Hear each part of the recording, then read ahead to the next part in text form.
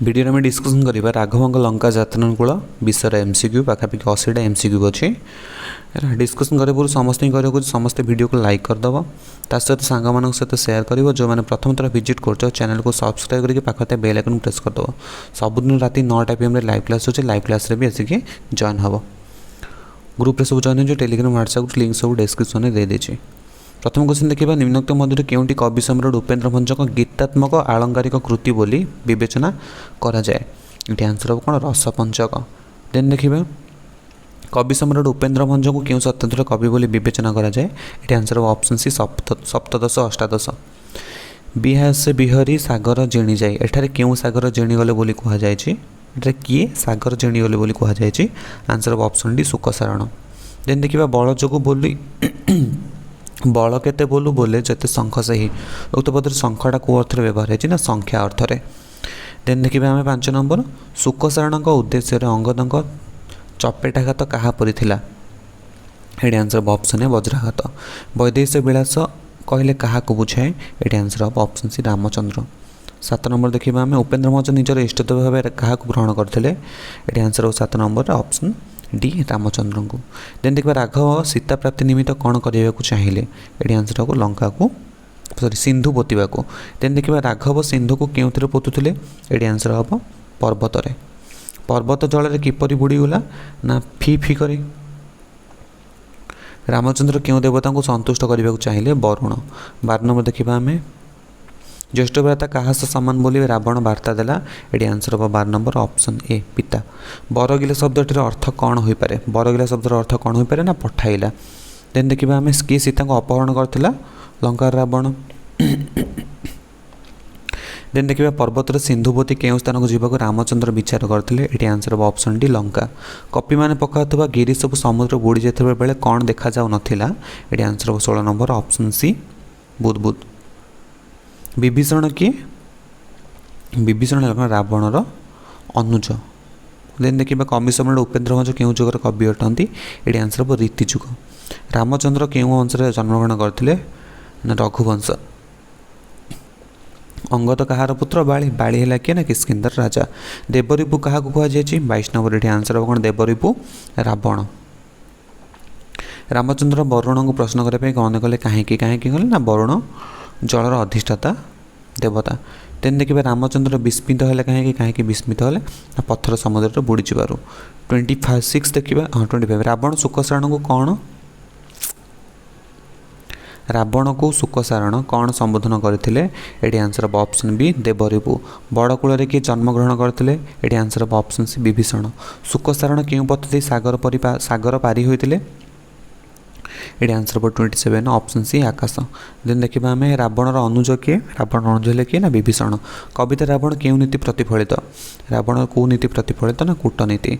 Then देखिए राघवंक लंका जातनाकूल कविता क्यों राग निर्देशित। ये आंसर हम 30 ऑप्शन सी आशावरी।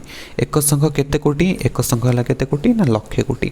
विरस को मंद करी मंदहास जन्मे एठारे दशानन रावण क्यों प्रकार भाव प्रकाश पाउछि। ये आंसर हम 32 ऑप्शन है आनंद। रावण कौन कले विभीषण लंका को प्रत्यावर्तन करे बोली कहते ना सीता को समर्पण। देन देखिए आम 34 रामचंद्र सागर अतिक्रम करने की योजना करता कथा सुकसारण रावण निकट कहते। आंसर हम ऑप्शन बी कुशसज्जा शयन कर। क्यों कूल विभीषण जन्म बोली रावण कही ना बड़कूल। ये आंसर हम कौन बड़कूल। क्या सहित द्वादकरी सैन्य बाहुड़ा आने रावण अंगद को परामर्श देते। ये आंसर हम ऑप्शन ए पितृव्य।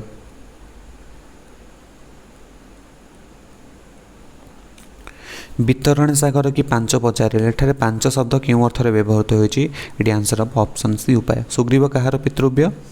सुग्रीव है कहार पितृव्य अंगदंकर। कवि सम्राट की कवि सम्राट उपेन्द्र भंज। क्योंटी कवि सम्राट रचना नुहे। ये आंसर हम ऑप्शन डी पद्मिनी। राघवंक लंका जातनाकूल कवितार कवि की उपेन्द्र भंज। उपेन्द्र भंज क्यों राजवंश जन्म ना घुमुसुर राजवंश। वैदेश विलास काव्य केते छंद विशिष्ट ना 52। देन देखिए आम क्यों ग्रंथटी उपेन्द्र कृति रसपंचक। 44 आंसर कौन रसपंचक। उपेन्द्र भंजक लाभ नहीं कौन गोटे काव्य देन देखा आम उपेन्द्र मजुमदार रचित केउं पुस्तकटी एक पद्यात्मक शब्दकोश होची कोटा ना गीता विधान। वैदेशी विलास काव्यटी केउं आद्य वर्ण नियम ना ब आद्य वर्ण रे। वैदेशी विलास केउं प्रकार काव्य एटा है कौ प्रकार काव्य ना राम काव्य। तेन देखिए उपेन्द्र भंज केउं मंत्र जप करी कवित्व लाभ करते राम तारक ऑप्शन ए। 50 नंबर देखा आम उपेन्द्र भंज केउं उपाधि भूषित कौ उपाधि उपेन्द्र भंज भूषित होते ये आंसर हम ऑप्शन ए कवि सम्राट। पठित कविता क्या राघव बोली कहुए रामचंद्र। रामचंद्र लंका यात्रा करते कहीं ना सीता को उद्धार करने। जलाधिपति हेले किए ना वरुण। सिंधु को केउथरे पोतिया रामचंद्र स्थिर कले ना पर्वत। रामचंद्र विस्मय निश्वास छाड़ी कहीं ये आंसर 55 ऑप्शन सी बानरमान पका पर्वत समुद्र जल बुड़ी जाऊँ। देन देखिए 56 विंशतिकर किए ना ऑप्शन सी रावण। बड़कूले जन्मी शरण की कारण रावण ये उक्तिर तार क्यों मनोभाव प्रकाश पाँच आंसर ऑप्शन डी स्वाभिमान भाव। पिता शत्रु भक्ति पुण्य कहार शत्रु किए बोली कहुए आंसर हम ऑप्शन डी बाली शत्रु राम। पितृव्य शब्दटी क्या लक्ष्य कर कहुए सुग्रीव को। 59 आंसर हम कौन ऑप्शन सी। शुकसारण शीघ्र पलि आसबार कारण कौन कहीं जल्दी पलि आसिले ना बद्ध भय।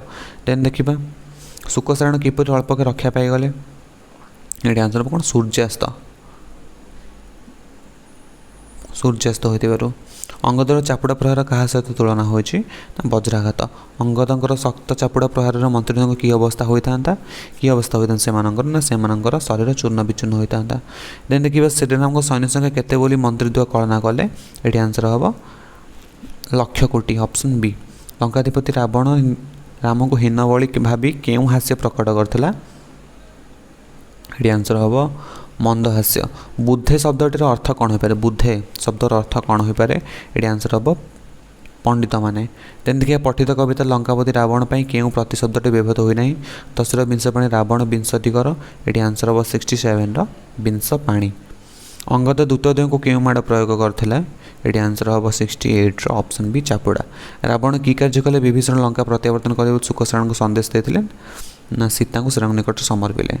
वरुण किए वरुण होती किए ना जलाधिपति। अंगद शक्त प्रहार क्यों पर्वत चूर्ण विचूर्ण अथवा पातालगमी होता ये आंसर हम ये आंसर हम 71 ऑप्शन बी विंध्य पर्वत। अंगद क्यों देशर राजकुमार थे ये आंसर हम 72 किष्किंधा। देन देखा 73 आम शुकसारण ठार क्यों कथा शुणी रावण मंदहास्य देता ना कुश सज्जा शयन कर। देन देखा रावण रामचंद्र क्यों आशा बड़ी ये आंसर हम 74 सीता प्राप्ति। विभीषण कहार शरणापन्न होता विभीषण कहार शरणापन्न होता रामचंद्र। रावणर वार्ता शुणी अंगद की प्रतिक्रिया प्रकाश कले ये आंसर हम 76 ऑप्शन डी वज्राघात पर चापुड़ा प्रहार कले। बोले कि कर एड़े हीन पराक्रम जे यह कहार उक्ति ना रावणकर। देन देखिए 78 बुझी न बुझी कोपी ताबाणी पिता कहीजे उक्त पद्यांश ताबाणी कहले कहार कथा बुझाऊे ये आंसर ऑप्शन बी रावण कथा। विनाशन शब्दर अर्थ है कौन 79 आंसर ऑप्शन भी उपवास रही। देखिए रावण क्या हीन पराक्रम बोली आक्षेप कर आंसर ऑप्शन डी रामचंद्र।